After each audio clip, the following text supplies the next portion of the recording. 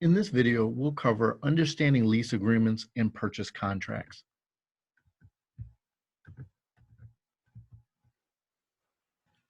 What is a lease exactly? A lease is an agreement that transfers exclusive possession and use of real estate from the landlord, owner, or lessor to the tenant/lessee. The lessor's interest is also called a leased fee interest, and the lessee's interest is called a leasehold interest. Some other things that you need to know about a lease. Some of the very pertinent things that's necessary for an accurate lease to be put together is the covenant of quiet enjoyment. This requires that the lessor will not enter the property without notice unless it is an emergency. The implied warranty of habitability requires that the landlord to keep the property in good condition by maintaining the common areas, equipment, etc. The lease agreement can be oral or written, and the owner has a revisionary right to retake the property on the expiration of the terms of the lease. So now let's discuss what are some certain types of leases. So we're going to go over the first one, an estate for years or tenancy for years. And typically this is a lease that has a definite time period or specified beginning and ending dates. But don't be confused. Sometimes this can be deceptive in the name estate for years, because in this lease, it may be substantially less than a year. Some estate for years can be for 3 months, 6 months, 9 months.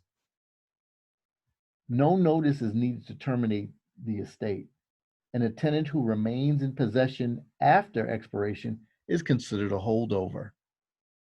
Number 2, estate from period to period or from year to year. This is a lease with an indefinite time period. The lease automatically renews until proper notice to terminate is given. So this is what we may call a month-to-month type lease. Estate at will or tenancy at will. This is a lease that gives the tenant the right to possess the property with the consent of the landlord for an uncertain time period. The lease can be terminated any time by the landlord or by the tenant, giving proper notice to the other party. Death of either party also terminates this lease. Next is an estate at sufferance or tenancy at sufferance. This is a tenancy created when a tenant remains in possession of the property without the consent of the landlord after the lease expires. If the landlord gives permission to a tenant to remain on the property after the expiration of a lease, the tenant may be treated as a holdover, and a tenancy at will or periodic tenancy may be created. Here's some other types of leases. A lease option. A lease option means that the tenant has an option to purchase the property at a specified price within a certain amount of time. A portion of the monthly rental payment may be credited toward the principal of the purchase price.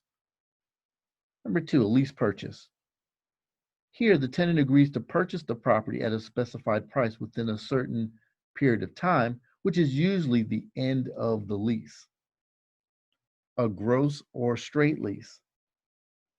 Here, the tenant pays a fixed rental amount, and the owner pays all the ownership expenses of the property.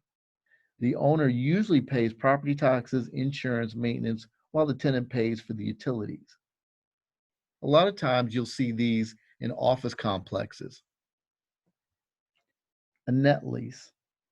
Here, the tenant agrees to pay ownership expenses such as utilities, property taxes, and special assessments. In a net lease, the tenant pays for insurance as well. In a net lease, or we call this a triple net lease, the tenant also pays for some agreed on items of repair and maintenance. Thus, the terms net, double net, and triple net can be used to describe the lease, depending on the ownership expenses the tenant agrees to pay. Normally with a net lease, you'll see these in your large retail type stores. Like you'll see this in a Target.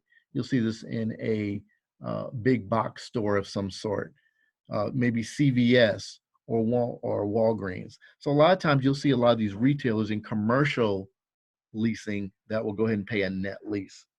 The next is percentage lease used for retail space also. The tenant agrees to pay a fixed base rental fee plus a percentage of the gross income in excess of a predetermined minimum amount of sales. The percentage lease also can be computed from the first dollar of sales. Our next is a sale leaseback. Now here, the grantor sells the property to the grantee and then leases it back. For example, a buyer wants to purchase a unit being used as a model in a new condominium development. The developer had intended to use the unit as a model for the next 6 months. So thus the developer and buyer enter into a sales leaseback. The next thing we have is a graduated lease. The graduated lease is used by lessors to attract tenants to a property that is difficult to rent, to compensate for inflation and to increase the rents of the property become more valuable. It allows for a periodic setup of rent payments. For example, tenants enter into a 5-year lease in which they agree to pay $400 a month for the first 2 years, and then $450 for the next 2 years, and then $500 for the final year. The last one is index lease. Here, the rent is tied to an index outside the control of both the landlord and the tenant. Index leases contain an escalation clause that allows the lease payment to change based on the index used. For example, the Consumer Price Index. Index leases are more common in times of inflation when the property manager does not want to enter into long-term fixed rentals that will cause the value of the property to decrease. So guys, here is just a cap of the different types of leases that are involved when you are a real estate investor. Now, here's some other options for leases. You have the option of an assignment and sublease. So let's discuss that a little bit in detail. So an assignment means that leases can be assigned or subleased unless there's a clause in the lease. So a tenant who transfers all the leasehold interest assigns the lease. For example, the lessor executes a 20-year commercial lease with the lessee. 10 years into the lease, the business is sold.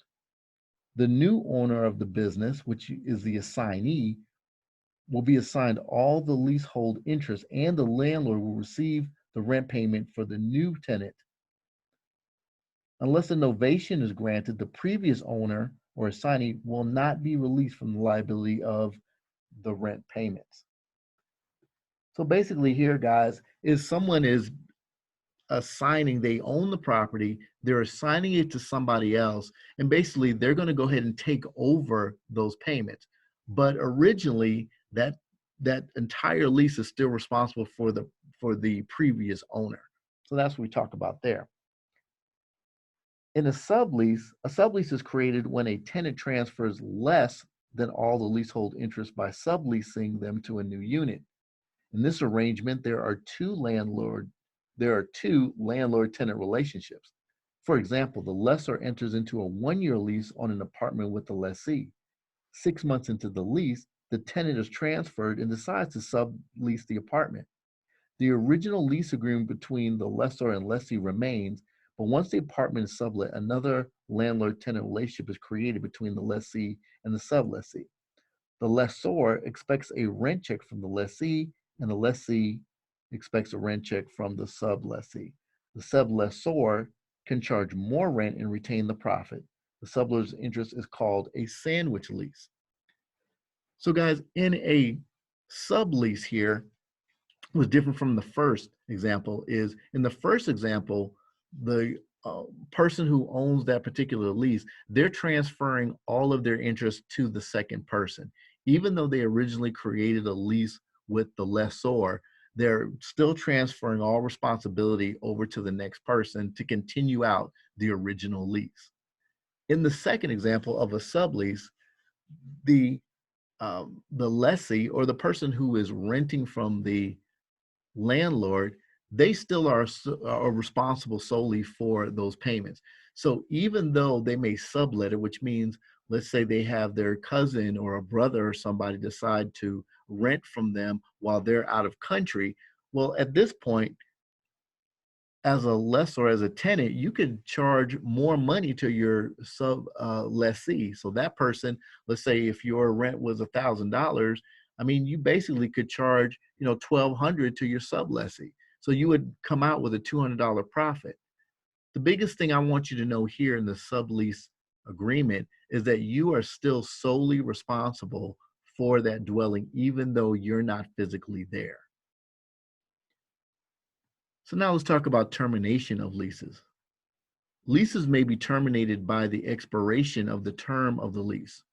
Proper notice, as defined in the lease, or surrender and acceptance, abandonment, merger, or destruction or condemnation of the property. Please note that death of a lessor or lessee does not automatically terminate a lease. So a lot of times, guys, here, basically, you have to kind of follow the rules of that agreement that you decided to agree upon. And so basically every lease will have a start and end date. And it's normally understood that by the time of that end date, that will expire the lease unless one of these other things happen, like a surrender and acceptance. And basically, that means that the person had to leave, most likely because something happened. Maybe their job required them to transfer to somewhere else. Well, then this would be a surrender and acceptance. So the lessee will go ahead and surrender their portion or their rental agreement back to the landlord, and the landlord will accept it. Next is abandonment. We know what that means.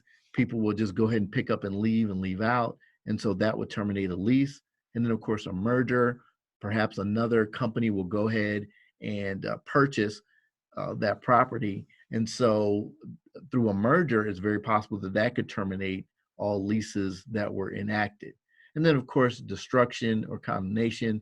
It could be a fire, it could be a flood, it could be something that destroys the property or brings it down, or it could be code enforcement that comes in and deems it inhabitable. So that could go ahead and terminate the leases.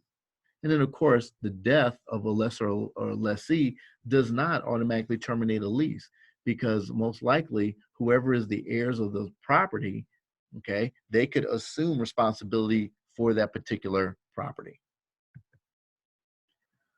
So now let's talk about the types of contracts, okay? Not all contracts are the same, but basically they are structured very much the same in regards to the different parts that's expected. And so here we're going to just talk about just the real basic part of contracts that you'll see in real estate. And you're going to talk about the executory contract, okay, and the executed contract. The executory contract is one or both parties have duties to perform in an executory contract. So here, generally, you may have between an investor and maybe an agent. Maybe you'll have the owner and a buyer that may agree upon having certain things done and completed. One may put down earnest money where the other one will go ahead and make repairs. And so through those, something must be done and performed in that particular contract. Once those things are completed, those actions that are outlined in that particular contract, it moves to number two, which is an executed contract, which means that all parties now have fulfilled their duties and responsibilities in an executed contract. And so that's very important because a lot of times, you'll go ahead and enter into things and then you'll wonder, how can I get out of a contract? Well, if things aren't executed or as outlined in that particular contract, then that may cancel out that particular contract.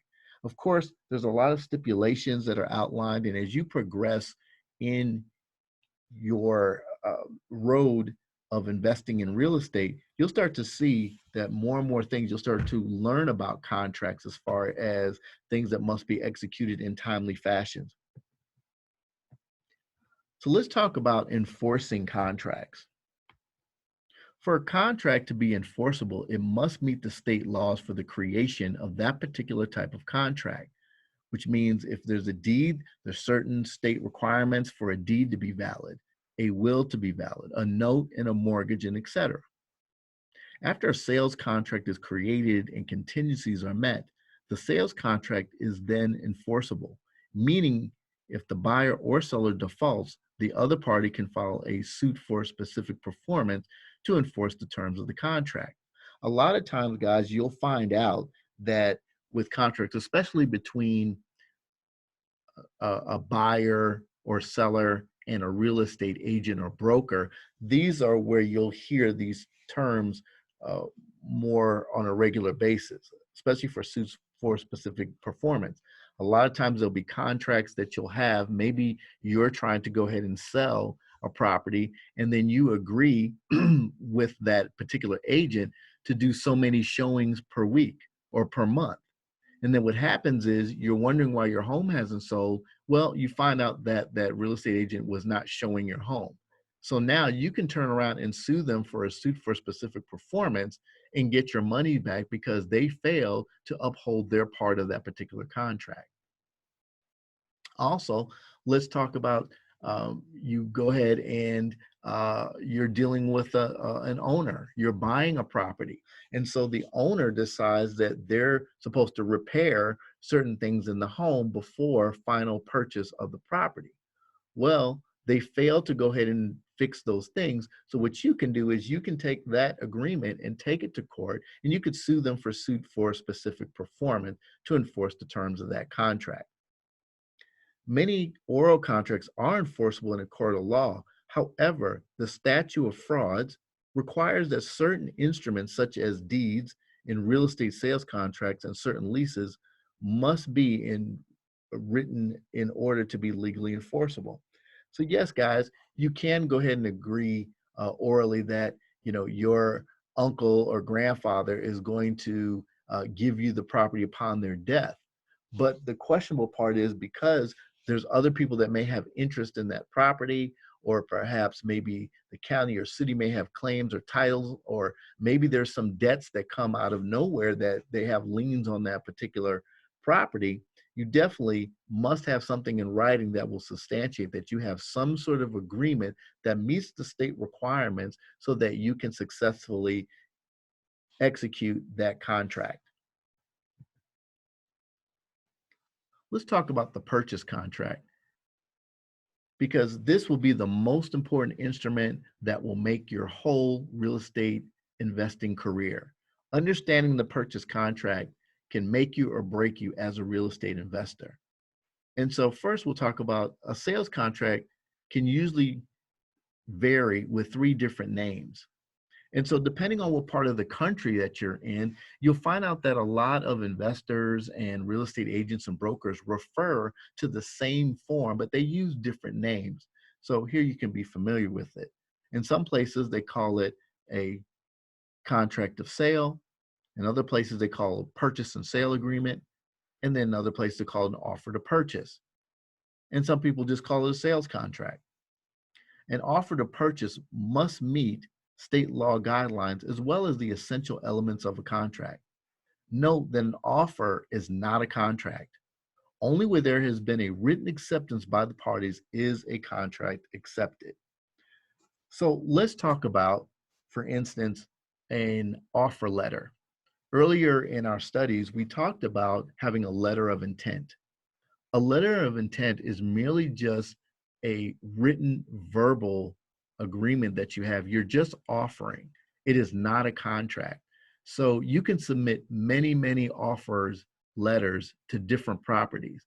And not until the two parties come together and write out a formal purchase contract will that be taken seriously as an offer to purchase. So please remember that.